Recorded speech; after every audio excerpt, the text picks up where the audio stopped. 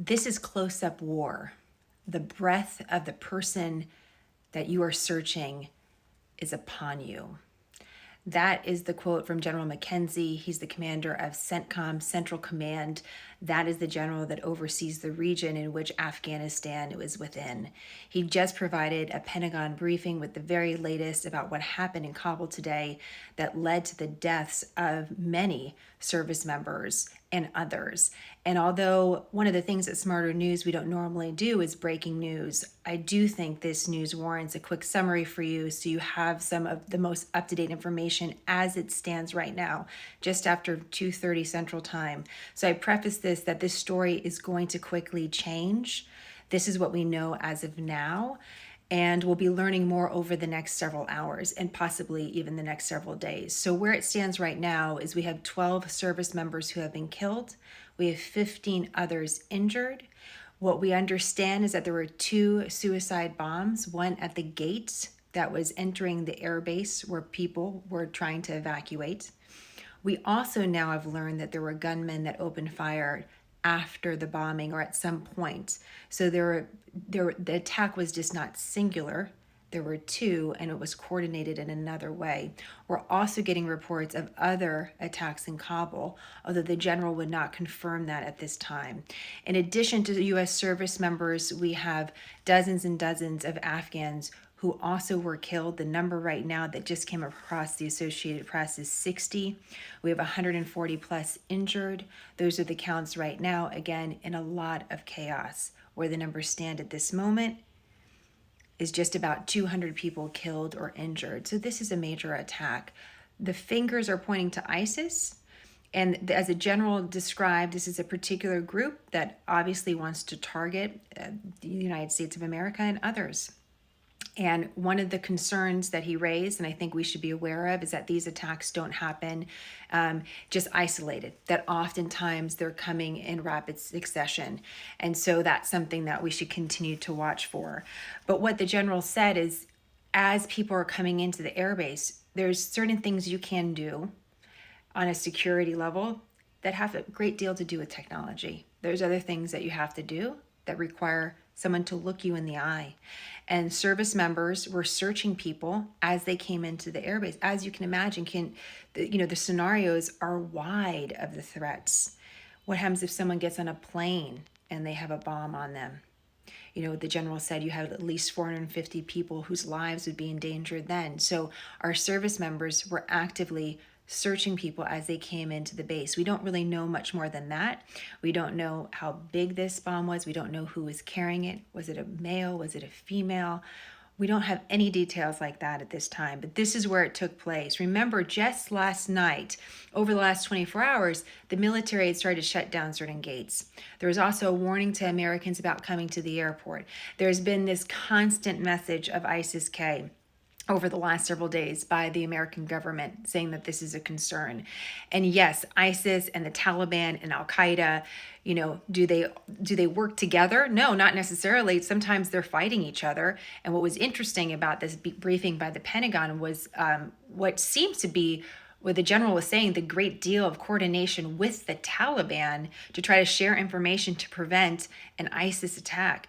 That's very bizarre, bedfellows. Just keeping it real with you guys, to work with the Taliban against a known terrorist group, this understanding of how unique this situation is, because there's very little other scenarios where we could imagine this same sort of report coming out. So what was also important is that the general was asked, are you going to go after these guys, whoever these guys were? And the general said, we're prepared to take action against them 24/7. We are looking for them. What that means and how much the American government is willing to go after these individuals or this group, or how they're going to be able to identify them, is a whole other question.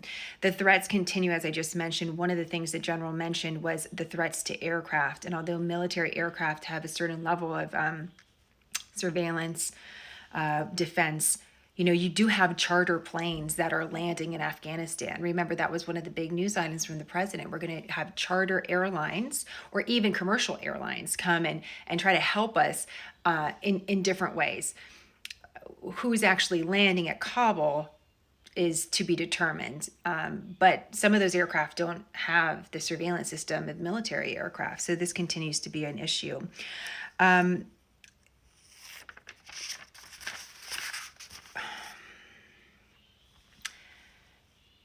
One of the questions that has come up in just the last hour has been from some of you about when will we know? When will we know who these individuals are?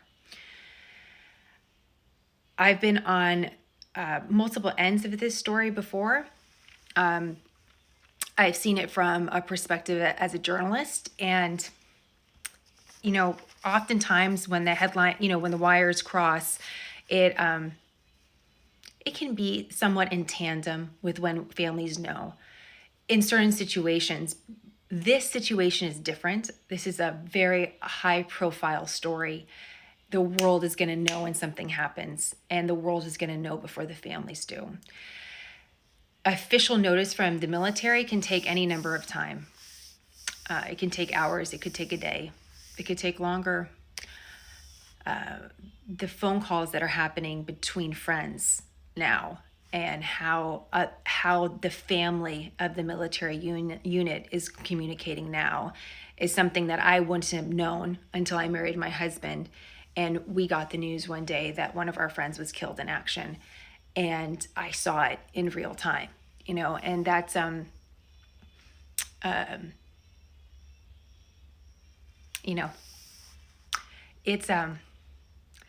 it's a living nightmare. I mean, it really is. It's just like, it's horrible, So one of the things that I do at Smarter News, because I do think this makes us different, I talk about being patriotic rather than partisan. I'll give you the news, clear, concise, nonpartisan. That is my commitment to you.